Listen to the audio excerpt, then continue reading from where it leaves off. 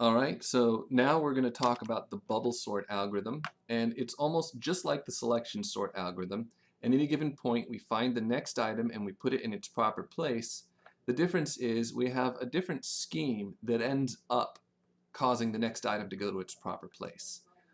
In fact, what we do is we start with the end of the list and work our way back to the beginning. At every point, if we find two elements that are out of order, we swap them. Now, when we're done, the whole list won't be sorted with one iteration, but we do know that the lightest element, the smallest element, will have floated up to the top like a bubble. Right?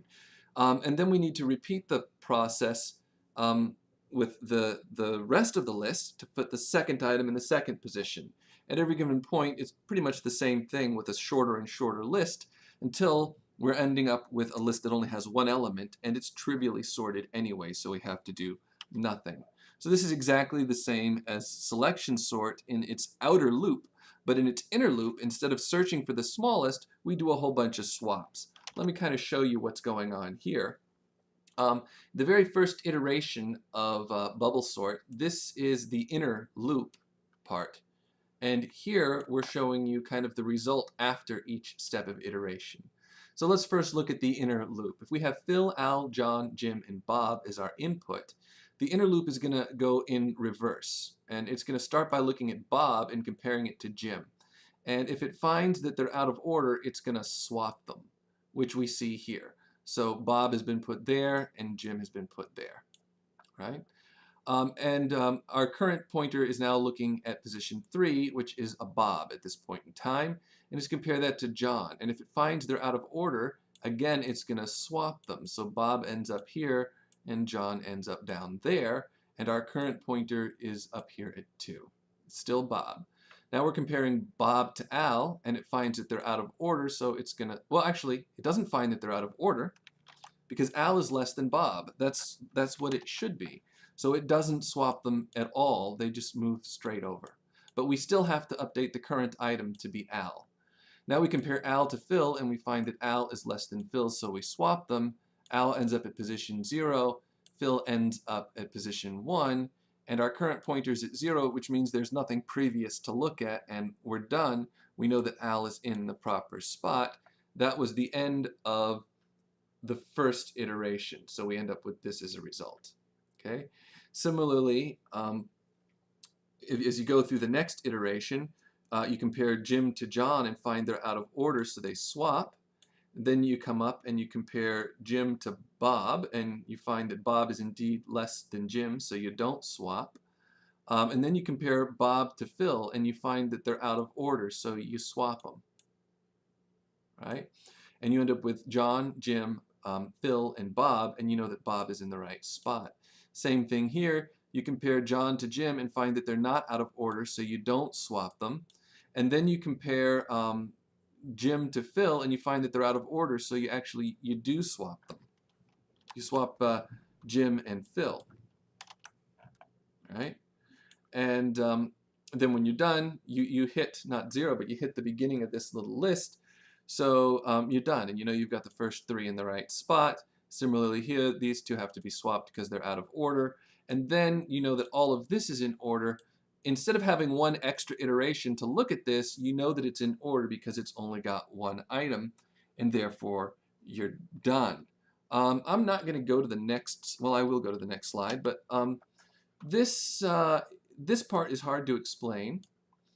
And this part, I don't even know what they're doing there. So I'm gonna cross this bit out because I think it can be done a little bit more clearly. And that, of course, that changes this whole condition.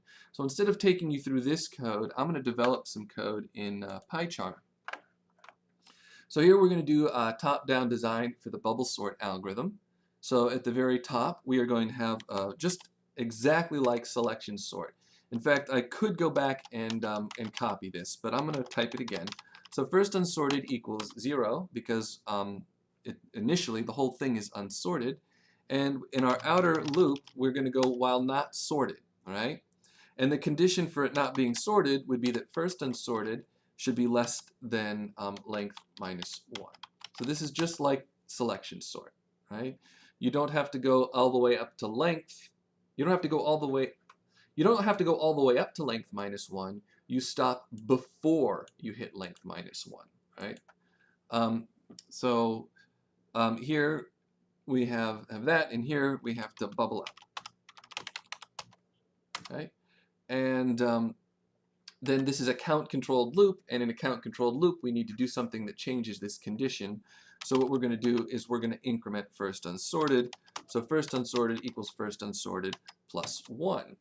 Now I got a little bit of yellow here because it's telling me that I'm doing this in an awkward way. Now we have always been writing this increment operation out because conceptually I think that's the clearest. However, it's a convention in programming that you write those incrementing assignments like this.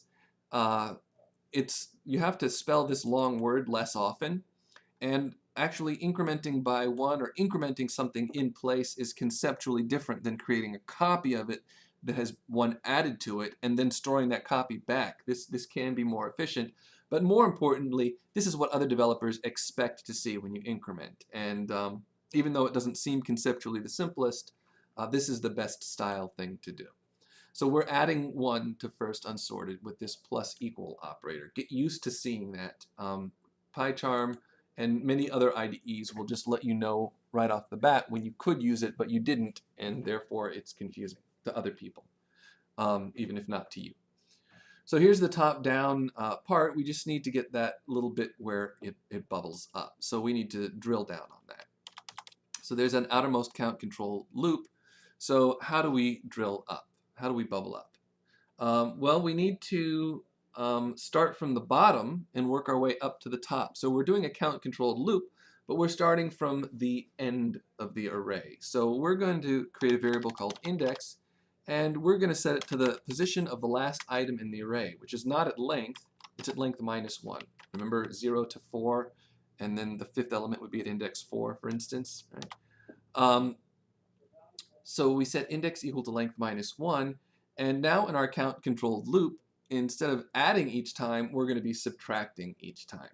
And the condition is we're going to keep decrementing index as long as index is after the first unsorted. But in fact, what we're doing at each step is we're comparing the item at position index with the one before it, right? So we need index minus 1 to be greater than first unsorted, or index greater than first unsorted plus 1, right? So that's our condition to see how far back up we should scan here. And then we're going to compare with the previous. Just a note to myself what I plan to do, but this is a count controlled loop, so I set index equal to index minus 1, and I'm going to get another complaint from Python. So, but here we can see this skeleton, this shell of the count controlled loop. We do something here, we initialize a counter, we check whether the counters hit the end, and we decrement. So actually, as long as index is greater than first unsorted, that's the same as saying index is greater than or equal to first unsorted plus 1. But if I say index greater than first unsorted plus 1, that's actually a bug in my program. And maybe a little exercise that I could do or that you could do later is to see what this bug, what the symptoms of this bug are, and to check whether we could catch it. But this is one of the things about Python, is something as simple as a character like that can completely change your results, and sometimes you don't notice that it happened. But I'm going to say I think this is correct, and we've got a count-controlled loop that index ought to take on the values 6, 5, 4, 3, 2, 1. No, it shouldn't. It should take on the values 5, 4, 3, 2, 1 the first time through. The second time it should take on 5, 4, 3, 2, and so on. So we could test that just by looking at the values index takes on, even with this incomplete bit of code, right? But I'm not going to do that. If you don't understand what I was just talking about, play the video again, think it through, and see if you could make sense or discuss it on the discussion forum. But the idea is without implementing the whole algorithm, you could at least check the loops. But now what we need to do is, as we're counting back up at each given point in time, we need to compare the item at position index with its predecessor. So if the item at position index, so if list index is less than its predecessor, well, that should never be true in a sorted list. So they need to be swapped, right? So how do we swap? Well, we got to exchange, like, swap two values, right? We've already seen how to swap two values, and the way that we did it was we set temp equal to one of them. Whichever that one was, we could now overwrite with the other.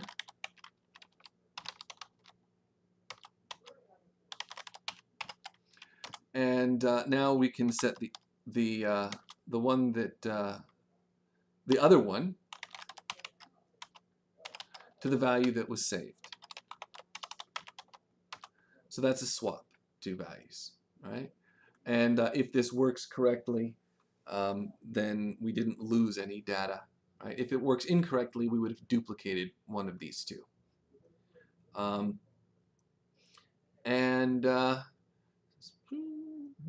Trying to think through if there's anything else that we're missing. This looks like a completed BubbleSort program, but I'm not sure that it's correct. So what I'm going to do is I'm going to step through this code and see what I get as a result. What I'm going to do is I'm going to, since this was the same exact data that we worked out by hand, or that was worked out on the slide, I can test it by printing out at the end of every iteration. In fact, I could print it out right here.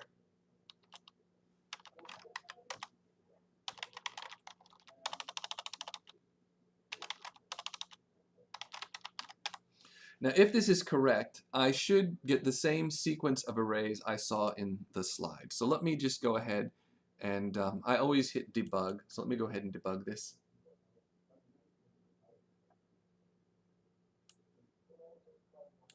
So instead of being shown up and down, it prints it on the lines. But I'm seeing arrays with 1, 2, 3, 4, 5, and 6 because I debugged the selection sort program. I need to right-click up here and hit debug BubbleSort. There we go. So I'm seeing them from left to right instead of top to bottom, but now I've got people's names. So the first one is Al, Phil, Bob, John, and Jim. And if I go back to the PowerPoint presentation, Al, Phil, Bob, John, and Jim. Right?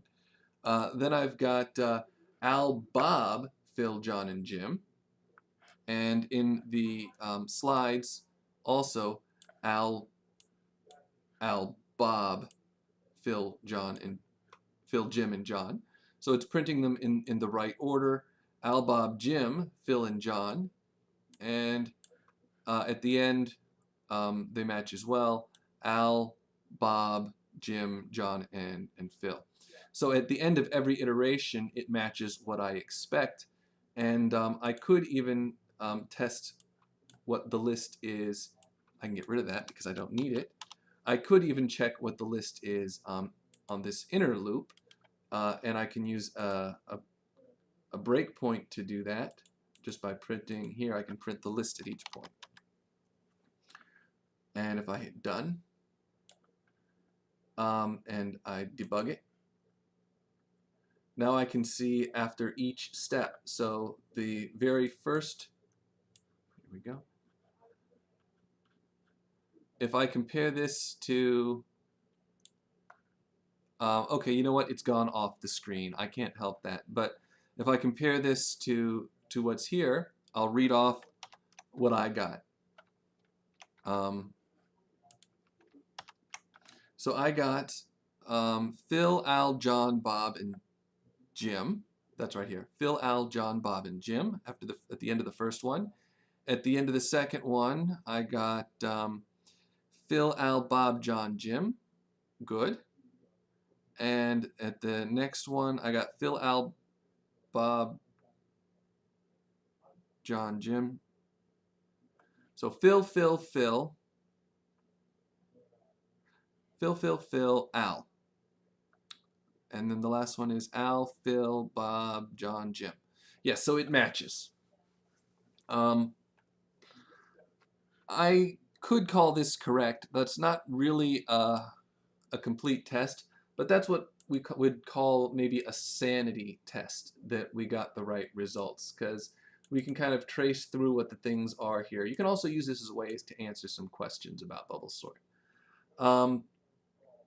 And of course, you can step through the code.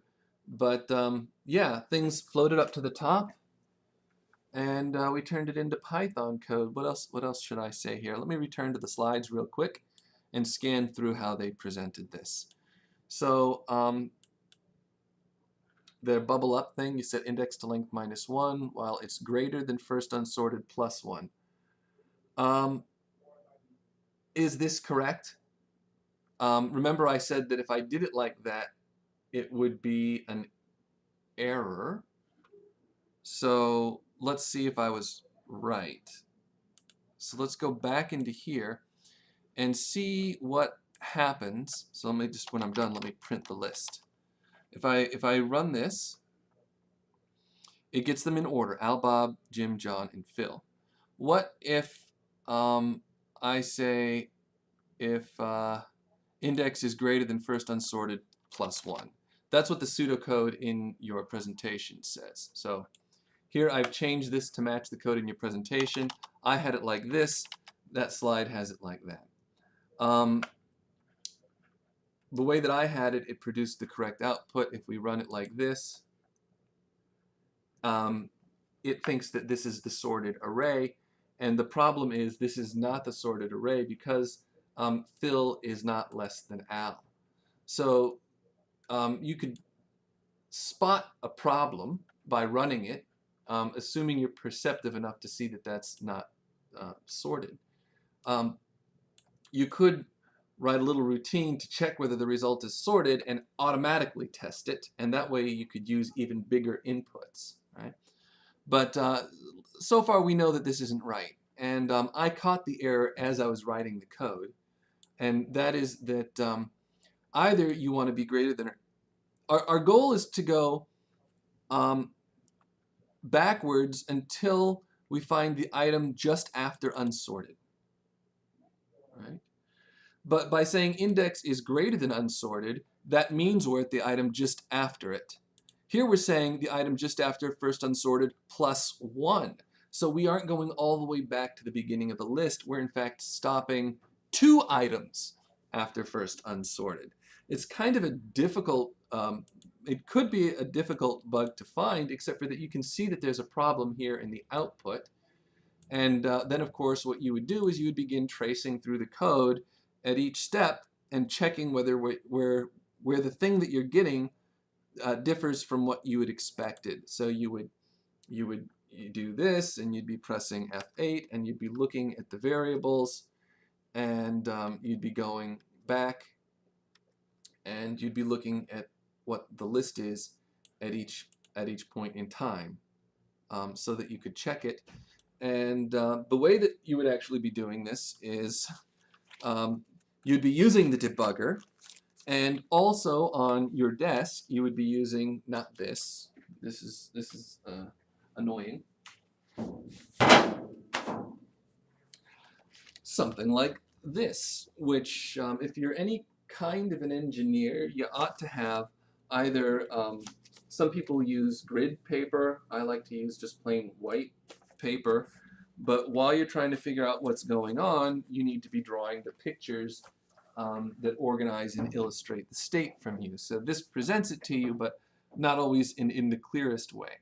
So that way you can really zero in on it. You would realize eventually that, hey, wait a minute, I expected to see, and if you go back to the slides, I expected to see us get to this point, and we stopped at this point. So what was wrong? We didn't go far enough. And then you would have realized what the error was. Right?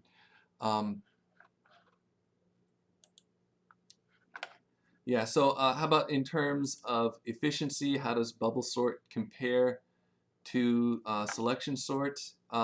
When you're only sorting a list of 6 numbers, it's hard to tell, but we can kind of imagine that we're doing a count-controlled loop that goes all the way up to the length. And then here we're doing another count-controlled loop, right? So it goes something like 4, 3, 2, 1.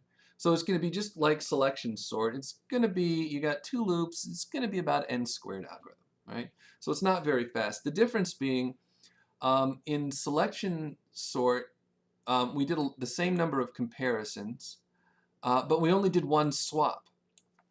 And in BubbleSort, we do a lot of swaps. So that could make this slower. But there's actually a change to this algorithm that we could make that lets us detect when the entire list was sorted. So what happens is in this inner loop, as we scan backwards, every time we swap 2 values, that means that there were 2 values that were out of order in the list. If at any point all of the items are in order, then we wouldn't do any swaps. But that means we can just stop because the whole list must be sorted. So a common modification here in BubbleSort is to write here, before we begin this inner loop, we create a variable that keeps track of how many swaps happened, or whether a swap happened at all. So we could have a swap variable, and it could either be the number of swaps or a Boolean. I'm going to set it to be a Boolean. So we're going to set swap equal to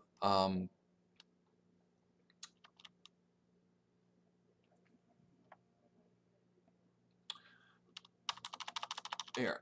We're going to set in here. We're going to set swap equal to. Hang on. I got to pause this. Hello, what's going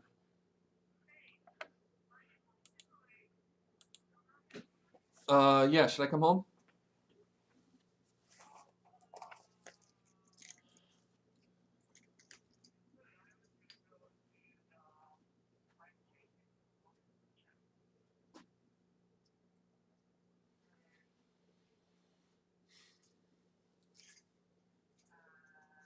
I'll come home. I'll come home. It's after 3. I'll come home. I'm on my way home.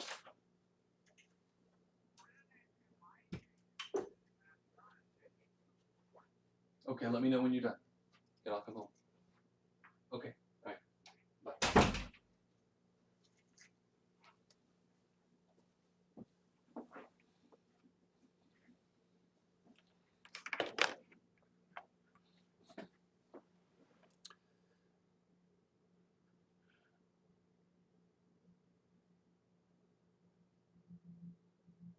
Is it still recording? Dang it. I hope I remember to edit that stuff out. So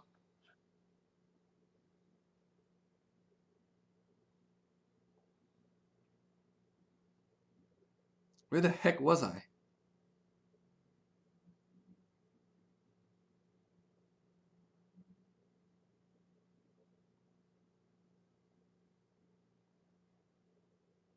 Oh, yeah.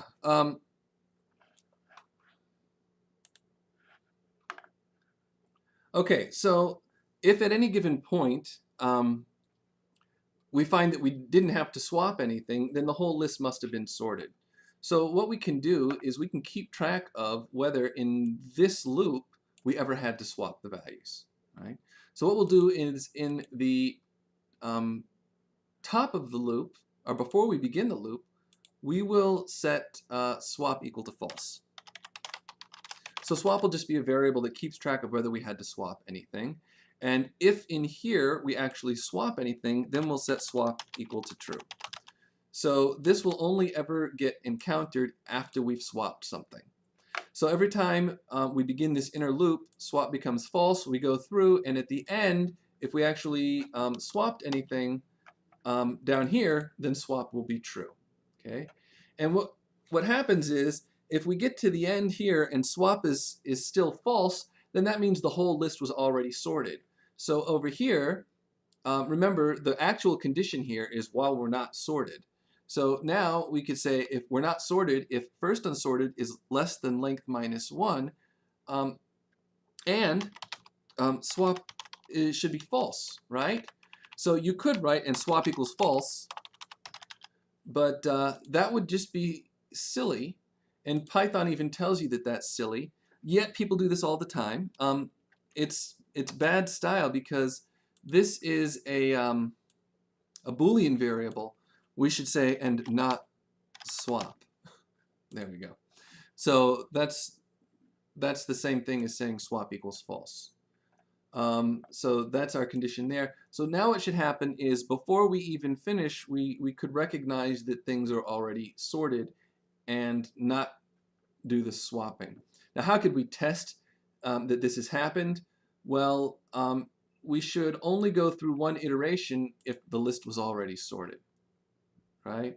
So if instead of this being the list, if instead we used a list that was something like, oh geez, 1, 2, 3, 4, 7, 9, 10, whatever. I just picked up some random thing, but the important thing is that they're all in order, right? Then when we run through BubbleSort, it should only ever do one iteration. So if I wanted to maybe drop it in a breakpoint right here and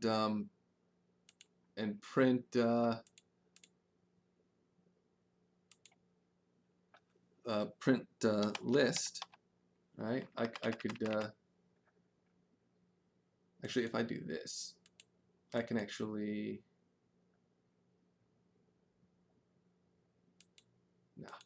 I'll print list and I'll say done. So if I do that, then it should print list here, but it should print it again there. So I should see the list only get printed twice if I debug this. So let me go ahead and debug this.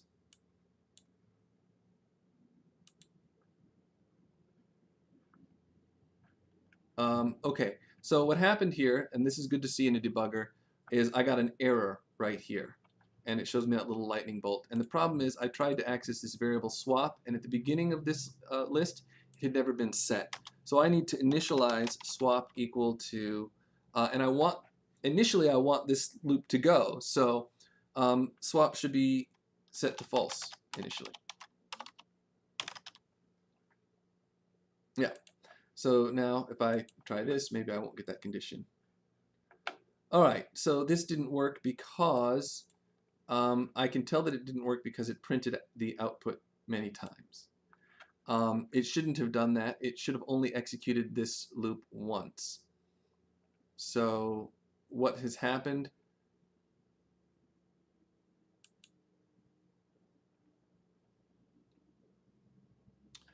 It could be the case that the order of operations wasn't correct. So if I put that in parentheses, let's see if that fixes it. And that was not the fix. So let me debug to see what has happened here. So I expect it, there we go. So let me hit the debugger and I'll step through it. So here, swap is false.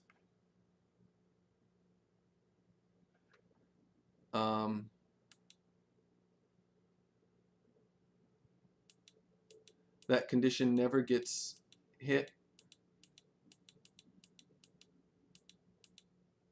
So at this point in time, swap is still set to false. And oh, this is supposed to be not sorted. So not sorted would mean that you did swap things. So that would mean you want swap equal to true. So the thing that causes this loop to execute is when swap is true, not when swap is false. I actually made it do the exact opposite of what I wanted. So now it only prints the output twice.